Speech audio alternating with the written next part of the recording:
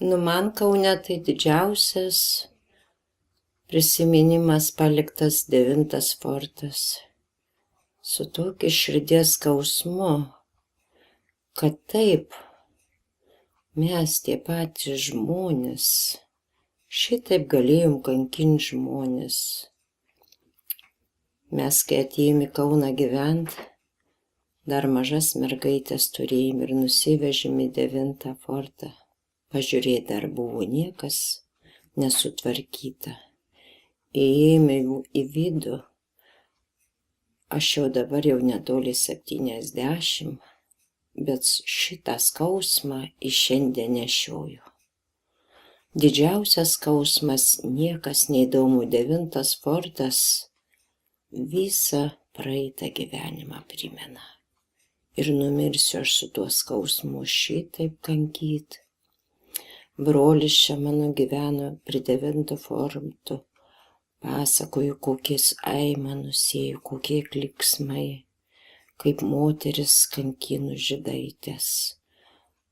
Visas jų kraujas nutaškytas žmonijos rankų. Juk mes visi žmonės, kaip šitai buvo galima daryti. Ir niekas nematė, nėščias moteris, jaunas, vaikus. Negaliu, aš su tuo skausmu aš neišgyvendinu, daugiau man nieko nerandu įdomaus, pro šalį reikia visada pravažiuoti ir 9 fortas akyse. Visada viską užgvelbia mano organizme ir aš jo nepamiršiu. Gal mano toks įsitikinimas, bet tikrai žmogus šitaip mačiau tas kameras vaikščiojom. Lovas surūdijusius, sienus perdrėkusius, Dieve, nuėjom į galą ten to fortus Rusija, tam drėgna, tik tai vanduo, atrodo, turi sunktis. Vien drėgmės, sienos juodus. Kas nebuvo, gali nebaisu, bet kaip mano akis matė viską, tai tikrai baisu. Baisu, kur beeičia, ar bažnytėlį, kai aprimstu būnu.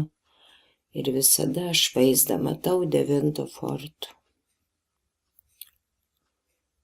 9 fortų visi, jeigu žmogus turi širdį, kaip gali šitai pamiršti. Užtat dabar mes ir kenčiam visi žudus viens kitą, kad gailesčių neturėjo. Ir aš visada tai pagalvoju, šitiek žmonių, šitiek vaikų, kaip da tas pasaulis da toks įsiplėtęs, iš kur to žmonijos tokios didelės.